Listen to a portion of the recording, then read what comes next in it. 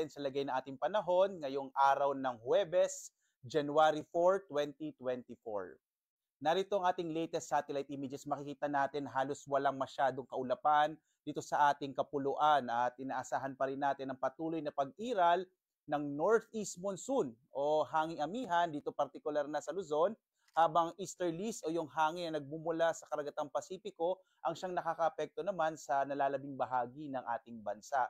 Asahan pa rin natin yung malaking tsansa ng mga mahihinang pag-ulan, partikular na sa Cagayan Valley Region at gayon din sa Apayao kasama yung Quezon at Aurora. Dulot yan ng northeast monsoon o amihan. Samantala, sa nalalabing bahagi ng ating bansa, sa Luzon, ay asahan ng mga pulupulong mahihinang pag-ulan. Sa Visayas at Mindanao naman, posible yung mga thunderstorms o mga pagkidlat, pagkulog. Nakikita rin natin, base sa ating pinakahuling mga datos, na wala pa rin tayong minomonitor na anong mga low pressure area. Posible hanggang sa weekend ay wala tayong aasahang mabubong bagyo sa loob o labas man ng Philippine Area of Responsibility. Ngayong buwan nga na Enero, hanggang isang bagyo ang inaasahan natin na maaaring mabuo o papasok ng Philippine Area of Responsibility. At narito na nga ang lagay ng ating puno sa iba't ibang mga lugar sa ating bansa. Makikita natin dito, particular na sa malaking bahagi ng Luzon, posible yung mahihinang mga pag-ulan sa Cagayan Valley, gayon din sa Apayao, dan sa Cordillera.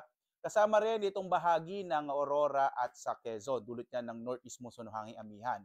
Sa nalabing bahagi naman ng Luzon, makikita natin yung posibilidad ng mga pulupulong mahihinang mga pag-ulan, dulot pa rin ng amihan. But generally, ay fair weather ang mararanasan sa malaking bahagi ng Luzon. No?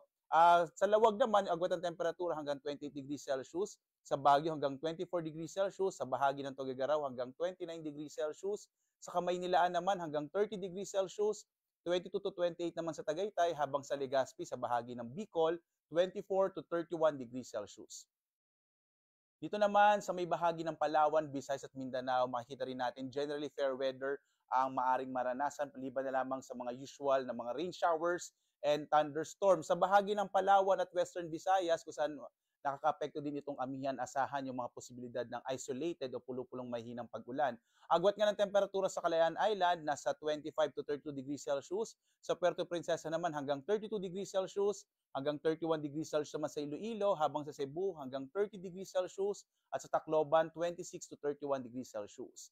Malaking bahagi rin ng Mindanao ay makararanas ng generally fair weather, pero posible pa rin yung mga isolated rain showers and thunderstorms. Yung mga Regional Services Division natin ng Pag-asa ay magbibigay lagi ng update kung meron tayong mga nabubuo o namamataan ng mga thunderstorm na maaring magdala ng mga pag-ulan. Yung agwat ng temperatura sa Zamboanga, 24 to 33 degrees Celsius sa bahagi ng Cagayan de Oro, sa Northern Mindanao, 24 to 30 degrees Celsius, habang sa Davao hanggang 32 degrees Celsius.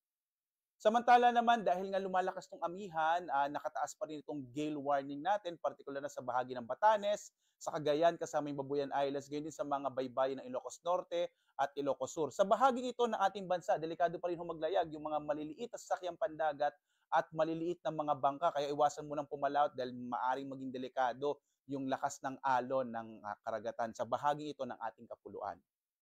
Samantala naman, narito ang ating inaasang magiging lagay ng panahon sa ilang mga piling lugar sa ating bansa sa mga susunod na araw.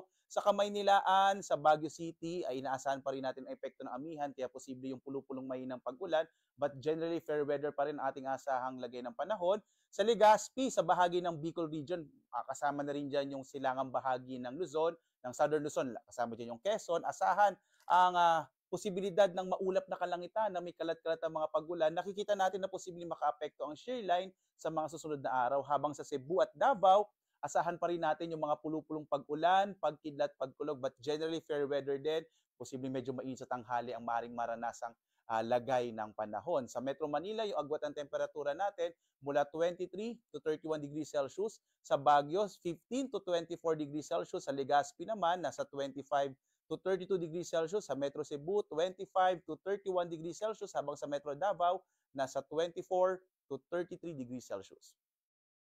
Ang araw natin, sisikat, ganap na alas 6, 22 ng umaga at lulubog, ganap na alas 5:40 ng hapon. At sundan pa rin tayo sa ating iba't ibang mga social media platforms, sa X, sa Facebook at YouTube, para sa iba pang mga lagay ng ating panahon, lalo na naglalabas tayo ng mga rainfall advisory, rainfall information, thunderstorm warning at mga heavy rainfall warning. At para sa iba pang mga impormasyon, maaari tayong pumunta sa ating website pag-asa.usc.gov.ph.